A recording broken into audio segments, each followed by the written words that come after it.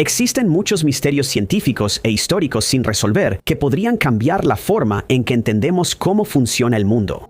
Algunos incluso podrían hacer añicos nuestra comprensión de la vida o de la realidad misma. Oxígeno oscuro es el nombre que se le da al oxígeno que parece generarse en el fondo del mar. Se crea en un lugar donde la luz del sol no puede penetrar, lo que significa que el método de generación debe ser algo que los científicos nunca han visto antes en la naturaleza. Pero cómo funciona podría cambiar nuestra comprensión de la vida en estos lugares oscuros y tal vez de la vida en otros mundos. La mayor parte del oxígeno respirable en la Tierra se genera a través del proceso biológico de la fotosíntesis. Las plantas y organismos microscópicos, como el fitoplancton, usan la luz solar y el dióxido de carbono para producir energía y liberar oxígeno como producto de desecho. La luz solar es una parte crucial de la ecuación, así que esto solo puede ocurrir en lugares donde llega la luz. La luz solar solo penetra los primeros 1000 metros del océano. Después de eso, está demasiado oscuro para que ocurra cualquier fotosíntesis. El oxígeno en estos niveles más bajos proviene de la superficie, empujado hacia abajo por las corrientes. Pero en 2024, un grupo de científicos reveló que podría haber otra fuente de oxígeno en estas capas oscuras del océano. Los científicos que estudiaban nódulos metálicos en el fondo marino notaron algo extraño en los resultados de sus experimentos. Estos nódulos son aproximadamente del tamaño de una papa y están hechos principalmente de manganeso y hierro. Pero los nódulos también contienen concentraciones de níquel, cobre, cobalto y metales de tierras raras. Todos estos se están volviendo cada vez más esenciales para la vida moderna, ya que se encuentran en muchos dispositivos electrónicos. Muchas empresas de minería en aguas profundas han realizado estudios para determinar la viabilidad de proyectos y minas en estas áreas. Fue uno de estos estudios en un área conocida como la zona Clarion-Clipperton el que produjo los resultados extraños. Los experimentos enviaron cámaras especiales al fondo del mar para medir varios factores. Con el tiempo, los niveles de oxígeno y el agua aumentaron sin ninguna explicación. Según los científicos involucrados en el estudio, los resultados los desconcertaron durante años. No podían explicar la fuente del oxígeno y eran reacios a publicar sus hallazgos. En 2024, finalmente revelaron la información al público. Aún se desconoce cómo aumentó el oxígeno, pero los científicos sugirieron que los nódulos metálicos podrían haber sido los responsables. La electrólisis es el proceso por el cual el agua se descompone en moléculas separadas de hidrógeno y oxígeno.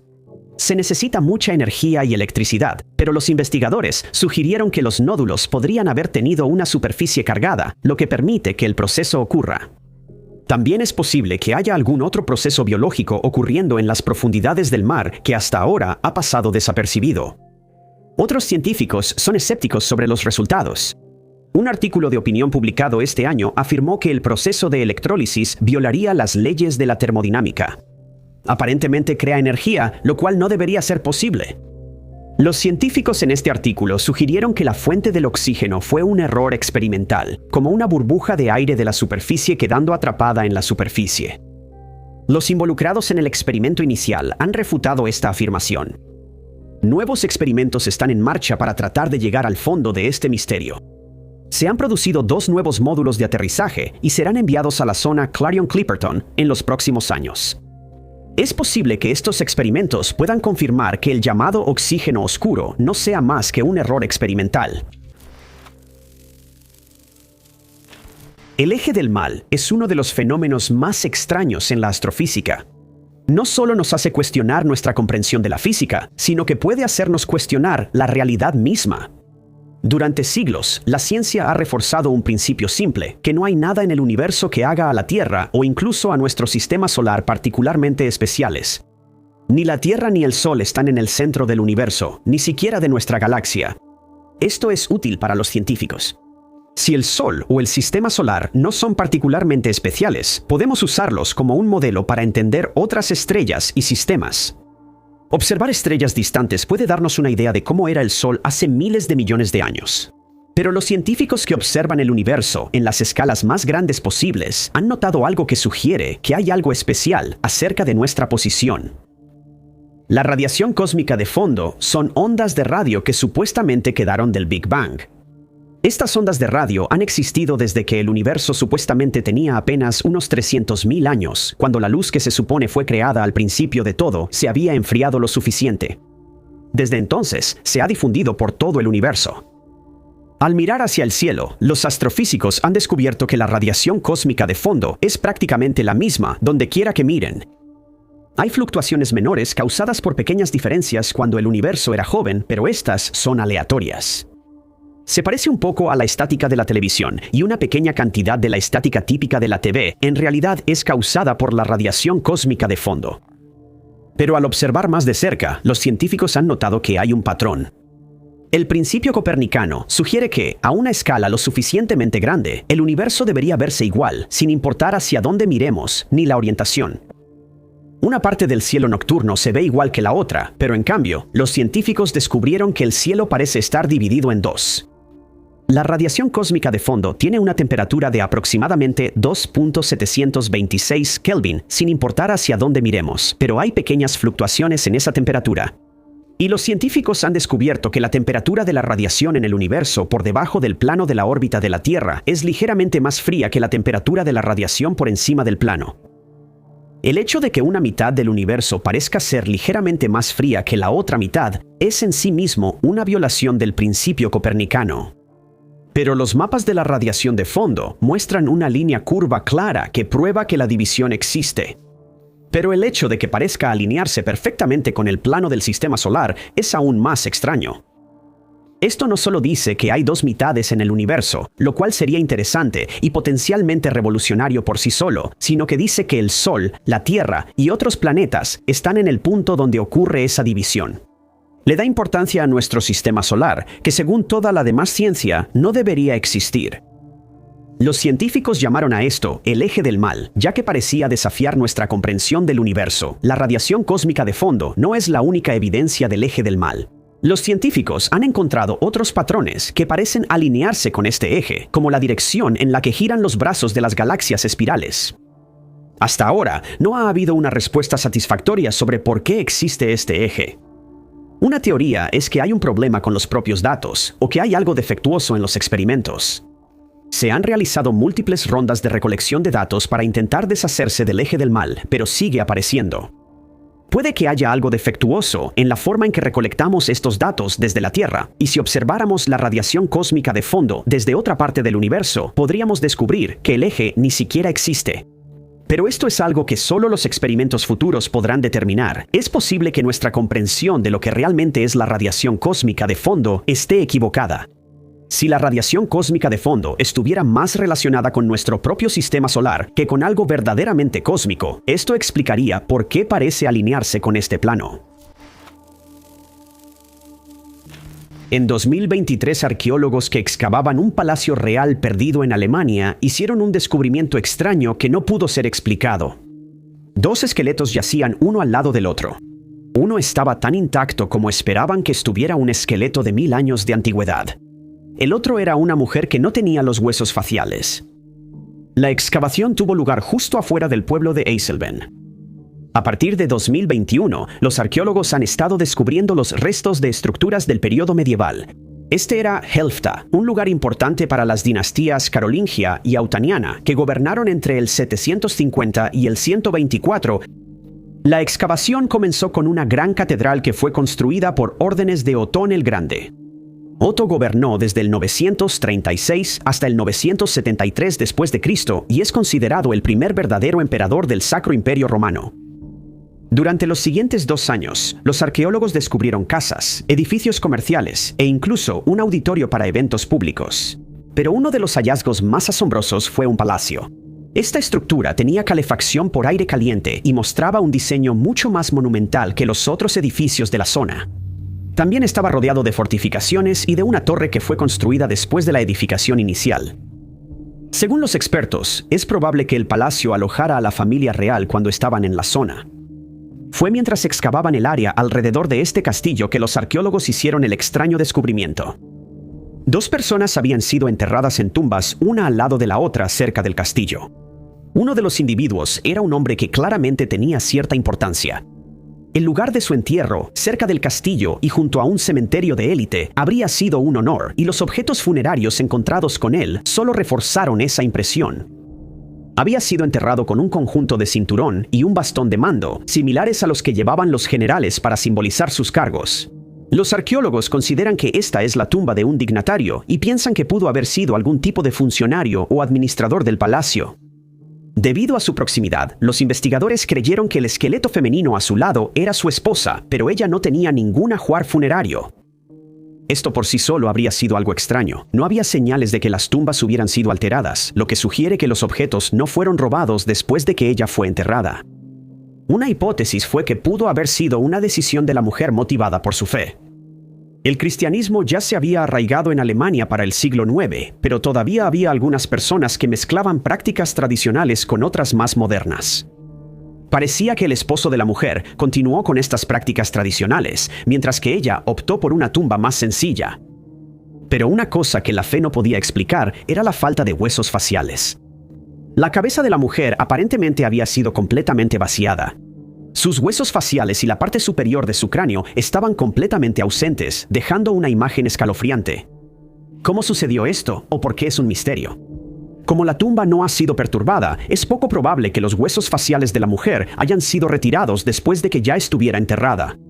Puede que se haya producido algún daño simplemente por estar bajo tierra durante tanto tiempo, pero ninguno de esos daños se observó en su esposo, quien presumiblemente habría sido enterrado alrededor de la misma época. Una teoría es que pudo haber fallecido debido a algún tipo de accidente, que también dañó los huesos en esta parte de su cuerpo. Pero no hay manera de saberlo con certeza, ya que la excavación ya se había realizado. Los huesos fueron retirados para un análisis más detallado, mientras los arqueólogos esperaban que esto les diera una fecha más precisa de cuándo falleció la pareja, así como revelar más secretos sobre sus vidas y sus muertes. La migración de las mariposas monarca americanas es una de las mayores maravillas del mundo natural. Ninguna otra subespecie de monarca realiza un viaje tan largo. Los científicos han estado tratando de descubrir cómo la mariposa realiza esta migración durante décadas, pero todavía hay muchas preguntas sin respuesta y secretos esperando ser revelados. Durante todo el verano, la mariposa monarca se puede encontrar en el sur de Canadá y el norte de Estados Unidos. Son una de las mariposas más conocidas en Estados Unidos. Su llamativo esquema de colores naranja y negro es instantáneamente reconocible. Pero a partir de septiembre y octubre, la mariposa comienza a desaparecer de estos territorios del norte y empieza su viaje hacia el sur. Durante los siguientes 2 o 3 meses, las mariposas se concentran en solo unos pocos sitios en México y California, donde pasan todo el invierno antes de emprender el viaje de regreso al norte para el verano. Hay muchos elementos fascinantes en esta migración que los científicos apenas están comenzando a comprender. Las mariposas normalmente solo tienen un ciclo de vida muy corto, viviendo solo unas pocas semanas. La migración hacia el norte desde México y California hasta Canadá puede tomar varias generaciones. Las mariposas monarca que polinizan flores en Canadá son las bisnietas de las que estaban en México. Pasan unas cuantas generaciones más antes de que sea momento de emprender ese viaje hacia el sur de nuevo. Pero esta migración es muy diferente. Cuando las condiciones son adecuadas, nace una llamada supergeneración. Esta generación puede vivir de 6 a 9 meses, logrando hacer todo el viaje hacia el sur y comenzar el regreso al norte después del invierno. Exactamente qué causa que nazca esta supergeneración todavía está siendo estudiado por los científicos. Se cree que es el resultado de factores ambientales, como la temperatura o la duración del día, pero el mecanismo exacto es desconocido. El moho mucilaginoso es un grupo extraño de organismos que se encuentra en los bosques de todo el mundo. El organismo no encaja en ningún reino biológico tradicional y parece estar desafiando nuestra comprensión de cómo funciona realmente el pensamiento cognitivo. A pesar de su nombre y de cómo pueden verse algunas formas de moho mucilaginoso, en realidad no son un tipo de hongo. Son organismos unicelulares más cercanos a una ameba que a cualquier tipo de hongo. Pero ubicarlos en el árbol de la vida también es difícil. Hay muchos tipos diferentes de moho mucilaginoso distribuidos en 2 supergrupos principales. Algunos están más cerca en el árbol de la vida de las plantas que de otras formas de moho mucilaginoso.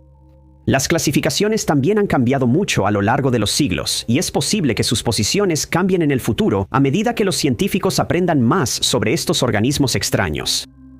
Cuando la mayoría de la gente piensa en organismos unicelulares, podrían imaginarse criaturas diminutas que solo pueden verse bajo un microscopio. Pero la célula única de un moho mucilaginoso puede ser muy grande. Dos organismos distintos de la misma especie pueden combinarse para formar una célula más grande con múltiples núcleos. También es posible separar la célula en dos organismos distintos. El moho mucilaginoso puede desafiar lo que la gente común piensa que es la vida. Se parece más a algo sacado de una novela de ciencia ficción. Pero el moho mucilaginoso también es similar a formas de vida más típicas en muchos aspectos. Son capaces de consumir alimento como fuente de energía, igual que cualquier planta o animal, e incluso pueden moverse. El movimiento es lento, pero es posible notar un cambio después de solo una hora en algunas especies. Este movimiento es deliberado, ya que el moho mucilaginoso va en busca de alimento o de mejores condiciones para su supervivencia. Y es aquí donde los científicos han encontrado algunas cualidades intrigantes en estos organismos. El moho mucilaginoso puede navegar a través de laberintos y parece encontrar los caminos más rápidos para llegar al alimento. Los científicos han descubierto los mecanismos físicos detrás de esto. El moho mucilaginoso utiliza tubos ramificados para explorar el entorno.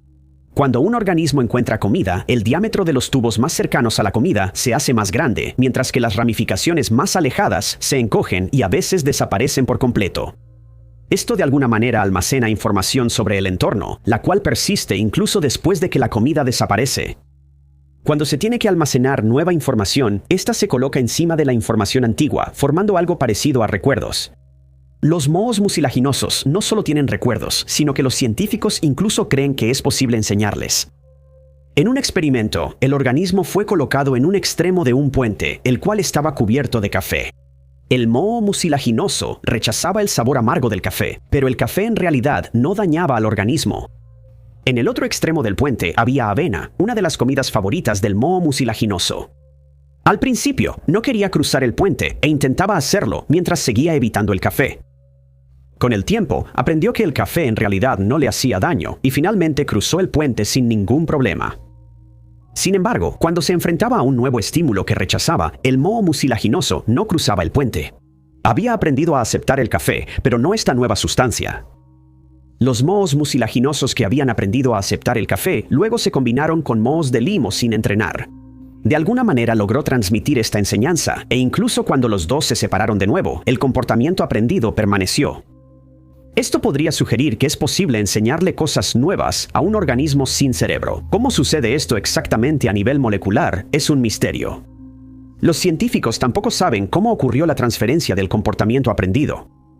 La investigación sobre el moho mucilaginoso continúa, pero por ahora sigue siendo un tema fascinante.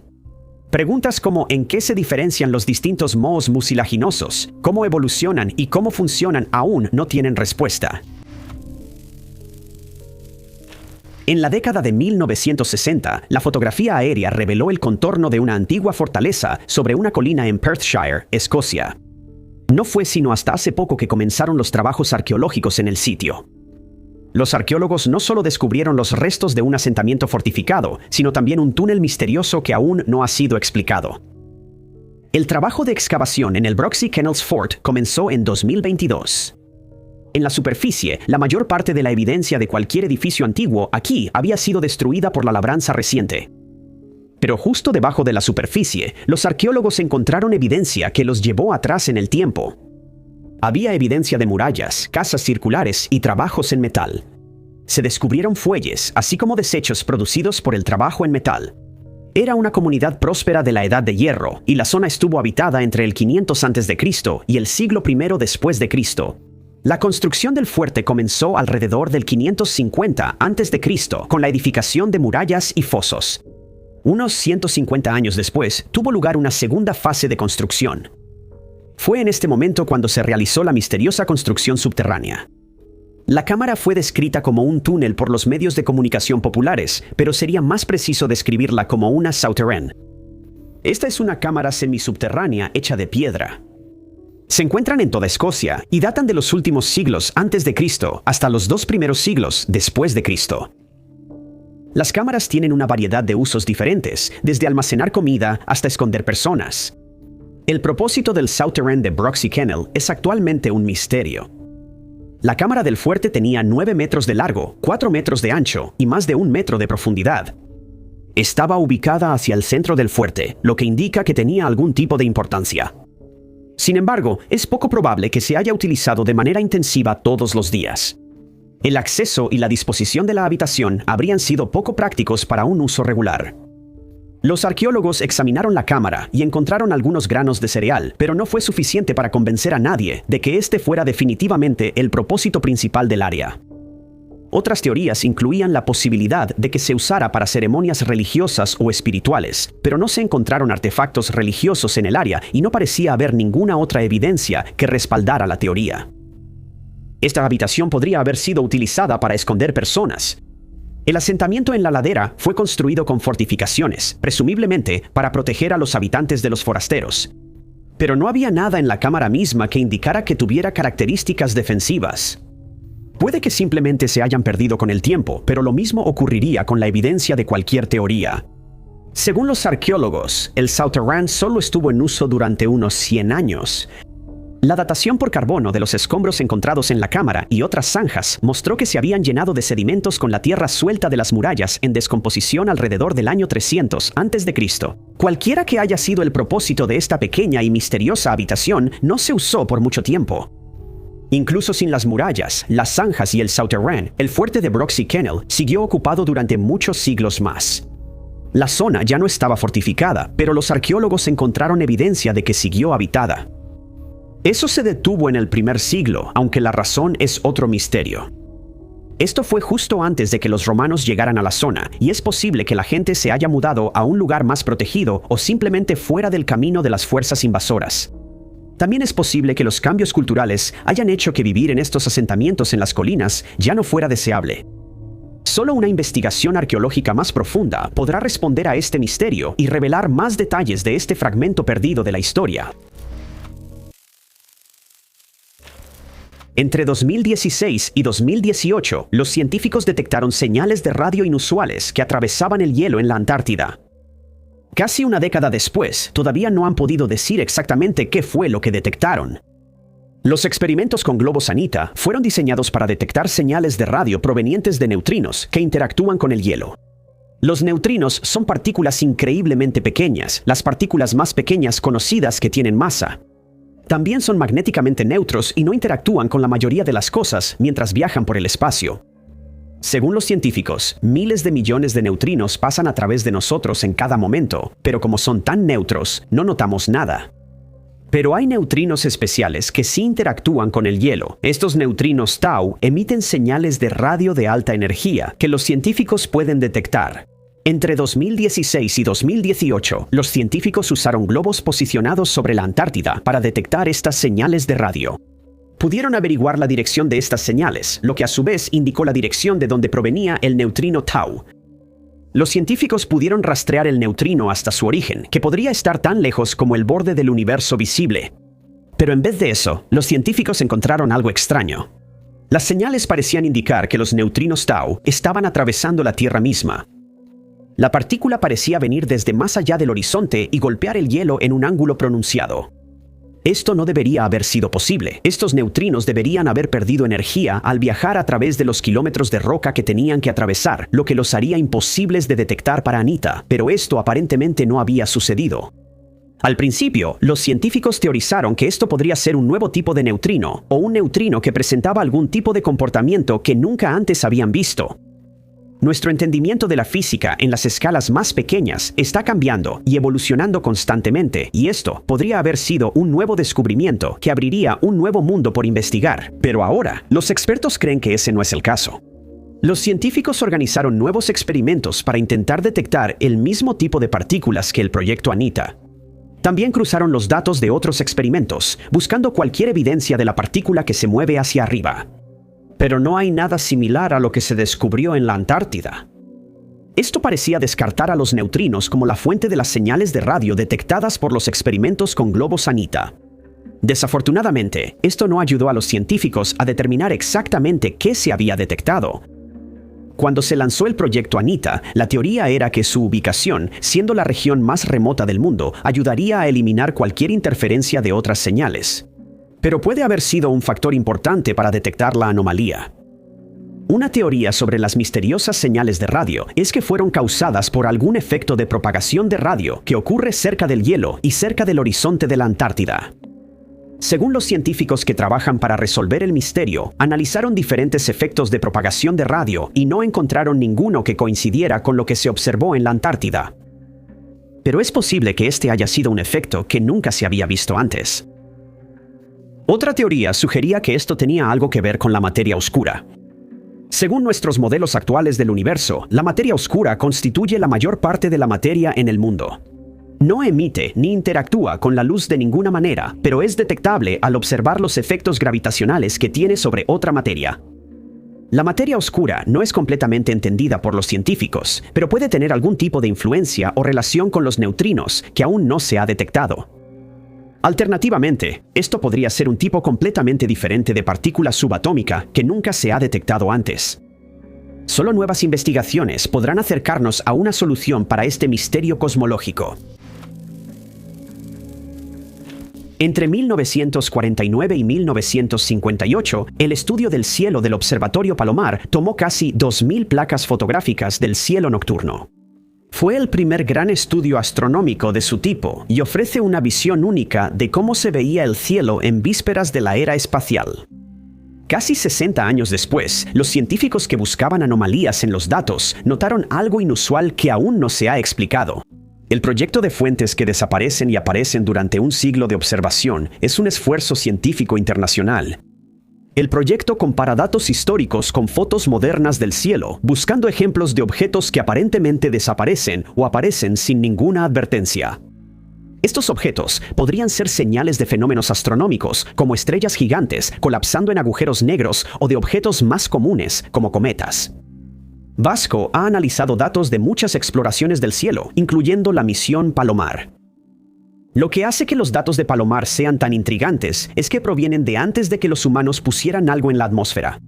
Muchos de los objetos transitorios vistos en fotos posteriores podrían ser satélites o basura espacial que los humanos han puesto en órbita. Pero la mayoría de las placas fotográficas de Palomar fueron capturadas antes de octubre de 1957 y el lanzamiento del Sputnik. Los objetos transitorios en estas fotos son especialmente interesantes porque sabemos que definitivamente no son de origen terrestre. Vasco encontró cientos de objetos transitorios en placas fotográficas tomadas a lo largo de poco más de 2000 días. Los objetos transitorios parecen estrellas, nítidos y brillantes, sin ningún desenfoque. Aparecen en una foto, pero no en las capturas tomadas justo antes o después. Las estrellas misteriosas tampoco están en el cielo hoy en día. Los científicos que analizaron los datos estaban desconcertados sobre qué podrían ser los objetos misteriosos. El estudio de Palomar tomó fotos con una exposición de aproximadamente 50 minutos. Los objetos tendrían que estar estacionarios en el cielo durante ese tiempo para permanecer tan claros como aparecen en las imágenes. Eso descartó objetos como cometas, estallidos de rayos gamma o fragmentos de asteroides. Los científicos también pudieron descartar el efecto del lente gravitacional. En 2025 se publicó un artículo que señalaba una extraña correlación. Los misteriosos transitorios tenían aproximadamente un 45% más de probabilidades de ser detectados en el lapso de las 24 horas posteriores a una prueba de armas nucleares. Los autores del estudio analizaron las pruebas de armas nucleares realizadas por Estados Unidos, la Unión Soviética y Gran Bretaña y compararon los transitorios registrados en esas fechas con otros transitorios. No solo hubo muchos más transitorios alrededor del momento de las pruebas, sino que la mayoría se observaron en las 24 horas posteriores a la prueba. Esto parecía sugerir una de dos cosas. La primera era que había algo intrínseco en las pruebas que había causado esos misteriosos destellos de luz. Era poco probable que la radiación en sí misma estuviera causando los eventos transitorios. La radiación normalmente resultaba en una anomalía más difusa. Los autores del estudio también descartaron la posibilidad de que fueran fragmentos de carcasas de armas. Tendrían que estar en una órbita muy alta para verse estacionarios en las fotos y tendrían que durar casi 24 horas para aparecer en algunas imágenes. Otra posibilidad es que las pruebas nucleares parecen atraer algo. Los autores especularon que los fenómenos transitorios podrían tener algo que ver con los ovnis que se avistaron alrededor de los sitios de pruebas nucleares. El estudio también encontró que un aumento en los fenómenos transitorios se correlacionaba con un aumento en los avistamientos de ovnis. Desafortunadamente, esos datos pueden no ser los más confiables y no tomaron en cuenta los ovnis vistos en días sin fenómenos transitorios. Muchos científicos son escépticos respecto a estas conclusiones. Una posibilidad más realista es que estos fenómenos transitorios sean en realidad defectos en las placas fotográficas mismas. Sin estudiar las placas físicas reales, esa es una posibilidad que no se puede descartar. Algunos de los objetos más misteriosos del universo son aquellos que se encuentran en la frontera entre una clasificación y otra.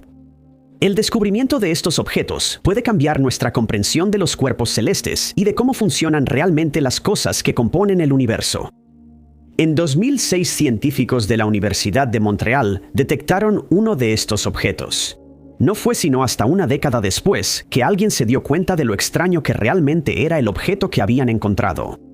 Al principio, los científicos creían que lo que llamaron SIMP J013656.5+093347 era una enana marrón. Las enanas marrones son objetos que son más grandes que los planetas, pero no lo suficientemente grandes como para convertirse en estrellas. También se les ha llamado estrellas fallidas. Algunas enanas marrones incluso tienen planetas orbitando a su alrededor, pero no tienen suficiente material para mantener la fusión nuclear, el proceso que hace que las estrellas brillen.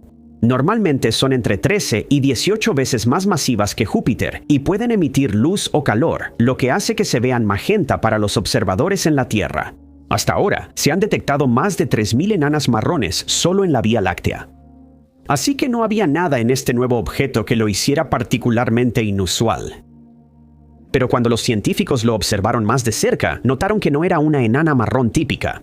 El objeto tiene solo 12.7 masas de Júpiter, justo por debajo de lo que los científicos consideran el límite para las enanas marrones. Eso lo convertiría en un planeta extremadamente grande y uno que no está orbitando ninguna estrella. SIMP-0136 es un planeta errante, lo que significa que no tiene una estrella madre. En cambio, orbita el centro de la galaxia Vía Láctea. Está ubicado relativamente cerca de la Tierra, a solo 19.9 años luz de distancia, lo que facilita su estudio. Hasta ahora, los científicos han descubierto algunos aspectos fascinantes sobre el objeto. En observaciones durante periodos prolongados, los astrónomos han detectado cambios en el brillo. Al principio, pensaron que esto era simplemente nubes, pero un análisis más detallado demostró que tendría que ser algo más que eso. Ahora los científicos creen que están viendo dos capas de estas nubes, incluyendo un nivel irregular más cercano a la superficie de la Tierra y una capa mucho más alta compuesta de materiales de silicato. También se han encontrado puntos calientes por encima de las propias nubes. El objeto parece tener un sistema de carbono, pero uno de los aspectos más fascinantes es la aurora del objeto. Por primera vez, los científicos pudieron medir el campo magnético de un objeto de masa planetaria más allá de nuestro sistema solar. Lo que encontraron fue que el objeto tenía un campo magnético 200 veces mayor que el generado por Júpiter. ¿Cómo logra generar un campo magnético tan fuerte? Es solo uno de los misterios sobre este objeto. Los científicos también detectaron auroras en la atmósfera del planeta. En la Tierra y en otros planetas de nuestro sistema solar, las auroras son causadas por la interacción de los vientos solares y el campo magnético del planeta. Dado el fuerte campo magnético de SIMP 0136, puede no parecer sorprendente que tenga auroras brillantes. Pero la pregunta es, ¿qué es exactamente lo que está interactuando con ese campo? No tiene una estrella madre, así que ningún viento solar podría estar causándolo. Una teoría es que tiene un planeta o una luna orbitándolo, causando la perturbación. Vemos esto en nuestro propio sistema solar con Júpiter, pero este es el primer objeto que los científicos han encontrado que se encuentra en el límite entre una estrella fallida y un planeta gigante. Comprender mejor cómo funciona SIMP 0136 podría darnos nuevas ideas sobre cuál es realmente la diferencia entre estas dos clasificaciones. Los astrónomos también esperan que una mejor comprensión del campo magnético del objeto pueda ayudarnos a detectar otros objetos distantes que generen un campo similar. La mayoría de las personas habrá tenido contacto con virus en su vida diaria, ya sea a través de un simple resfriado, una enfermedad más grave o incluso en las hojas de las plantas. Pero entender exactamente qué son es mucho más difícil. Llamar a los virus formas de vida va en contra de la definición estricta de lo que es la vida, pero estos diminutos patógenos sí tienen muchas de las cualidades necesarias para cumplir con esa definición. Una de las preguntas más importantes sobre los virus es de dónde vienen exactamente. Responder eso podría ayudarnos a entender mejor qué es exactamente la vida. Los virus son esencialmente cadenas de material genético encerradas dentro de una cápsula de proteína. Evolucionan con el tiempo y se reproducen, sin embargo, no llevan a cabo procesos metabólicos. No comen, no respiran, ni producen desechos, y no pueden replicarse fuera de un cuerpo huésped. Son parásitos intracelulares que dependen de otras formas de vida para sobrevivir. Desafortunadamente, eso no necesariamente ayuda a los científicos a descubrir de dónde vinieron. Existen 3 teorías principales sobre el origen de los virus. La primera es la hipótesis progresiva o de escape. Esto sugiere que los virus alguna vez formaron parte de formas de vida más complejas. Muchas formas de vida complejas, incluidos los humanos, tienen elementos genéticos que pueden moverse dentro del genoma. La teoría sugiere que los virus comenzaron como uno de estos elementos genéticos. Fueron capaces de adquirir la habilidad de salir de una célula y entrar en otra. La segunda es la hipótesis reductiva. Es posible que los virus alguna vez hayan estado más cerca de ser formas de vida genuinas de lo que están hoy en día. Pudieron haber sido organismos de vida libre e independientes, pero desarrollaron una relación simbiótica con otra forma de vida. Con el tiempo, esta relación se volvió más parasitaria. El virus perdió genes, incluyendo aquellos que le permitían vivir de manera independiente, y poco a poco se convirtió en lo que conocemos hoy en día. Pero también es posible que los virus no provengan de la vida en absoluto. La hipótesis de que los virus surgieron primero sugiere que los virus evolucionaron antes de lo que conocemos como vida, o al menos muy cerca del origen de la vida. Los virus son increíblemente simples y pueden haber sido las primeras entidades capaces de replicarse en evolucionar. Con el tiempo, algunos se volvieron más complejos, desarrollando las enzimas necesarias para crear paredes celulares. Eventualmente, algunos pueden haber evolucionado hasta convertirse en vida verdadera, o al menos haber ayudado en la evolución de la vida real. Hay evidencia para las 3 hipótesis. Los virus infectan todo tipo de vida, y es difícil creer que un virus que comenzó como una infección animal sea capaz de evolucionar hasta convertirse en algo capaz de infectar plantas. Es más probable que los virus se originaran antes de que la vida se dividiera en estos reinos separados y que diferentes virus evolucionaran junto con sus hospedadores. Esto sugeriría la hipótesis de que los virus surgieron primero. Pero algunos virus parecen coincidir exactamente con lo que teorizan las hipótesis progresiva y reductiva. Algunos científicos creen que los virus evolucionaron muchas veces a lo largo de la historia temprana de la vida. Algunos pueden haber existido antes de la vida misma, mientras que otros se originaron dentro de las células de las primeras formas de vida. Nuevas investigaciones sobre los virus están cambiando constantemente la forma en que los científicos ven a estos organismos microscópicos. Los grupos y clasificaciones cambian y se descubre que virus que antes se pensaba que estaban estrechamente relacionados entre sí provienen de ramas completamente diferentes. Algún día, esta investigación podría ayudar a resolver el misterio del origen de los virus, pero también es posible que surjan nuevas teorías a medida que aprendamos más sobre estos extraños organismos. Muchas gracias por ver el video. Si les gustó, asegúrense de darle like. Además, no olviden suscribirse y hacer clic en la campanita de notificaciones para estar al tanto de todos nuestros futuros videos. Mi nombre es Top 5 Unknowns y nos vemos en el próximo.